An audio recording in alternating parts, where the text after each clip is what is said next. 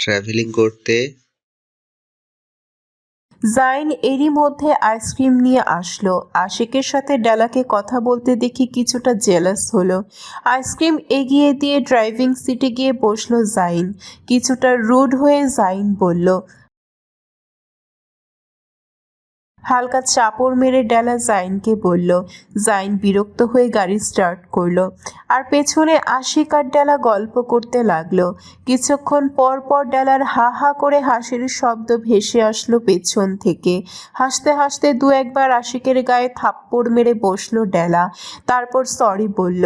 আবার হাসতে হাসতে থাপ্পড় মেরে বসলো আশিকের গায়ে। দেখতে দেখতে 15 দিন কেটে গেল। নুসরাত আর ইসরাতের বাসায় ফেরার নাম গন্ধ নেই। নাসির সাহেব কিছুটা চিন্তিত। এতদিন হয়ে গেল বাসায় ফিরে আসছে না কেন?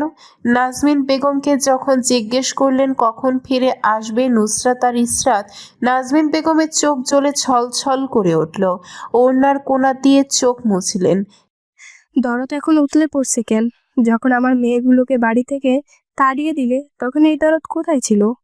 আরে আমি কখন তাড়িয়ে দিলাম? আর দরদ কেন উতলে পড়বে?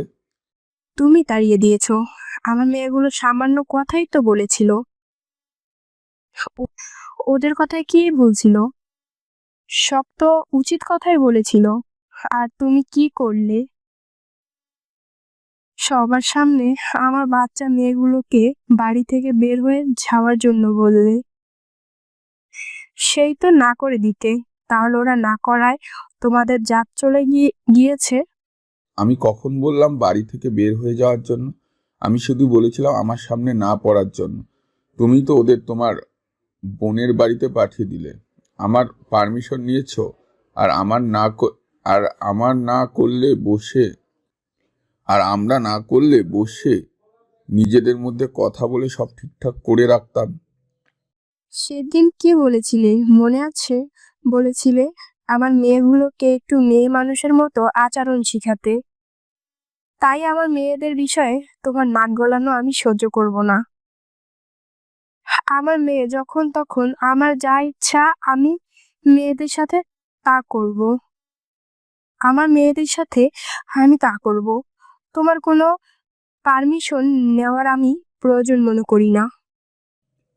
আমি কখন বললাম এটা? আমি তো এসব বলিনি। তুমি বলেছো।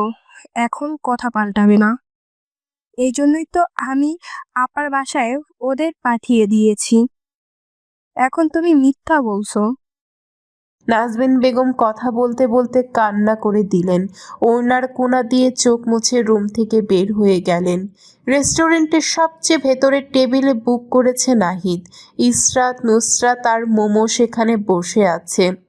নাহিদ 4 প্লেট বিরিয়ানি অর্ডার দিয়ে এসে টেবিল টেনে ইসরাতের কাছে বসে গেল। মোমো আর নুসরাত নিজেদের মধ্যে ফুসুর ফুসুর করছে।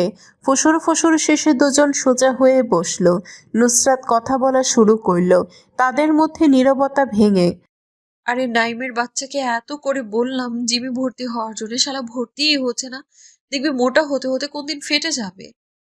মোমো বলল। আমার চিন্তা তো আরেকটা। ইসরাত বলল। নাইম ভাইয়া যখন কথা পুরো না করে হাসতে শুরু করলো মোমো। নুসরাত হালকা থাপ্পড় মেরে বলল, হ্যাঁ হ্যাঁ করা বন্ধ করে কথা শেষ কর। মোমো কথা বলতে গেলেই মেয়েটা হেসে দেয়। নুসরাত আর ইসরাত মোমোর হাসি দেখে তারাও ফিক করে হেসে দিল। নাহিদ হ্যাবলা কান্তের মতো তাদের দিকে তাকিয়ে রইল। মোমো হাসি থামিয়ে বলল, নাইম ভাইয়ার বউ যদি রোগা হয় আর নাইম ভাইয়া এইরকম মোটা থেকে যায় তাহলে ওনার বউয়ের কি হবে? ইসরাত বলল। বুঝতে পারছিস না? খুলে বল। মোমো বলল। নাইম ভাইয়া যদি ওনার বউয়ের উপর হাত পা তুলে দেয় তাহলে কি হবে? বেচারি তো ওখানেই মারা যাবে। ইসরাত বলল। তুই আরো কিছু বলতে গিয়েছিলি, কথা ঘুরিয়েছিল। মোমো বলল। না না না, আমি কথা ঘুরাইনি। ইসরাত জোর করল না। একজন মানুষ যখন বলতে চাইছে না তাকে জোর করার কি দরকার? অর্ডার আসতে আরো 20 মিনিট সময় লাগবে, তাই ইসরাত মোবাইল স্ক্রল করতে শুরু করলো। নুসরাত মোমোকে জিজ্ঞেস করলো। তখন কি বলতে গিয়েছিলি? মোমো বলল। কাছে আয়, এটা সিক্রেট।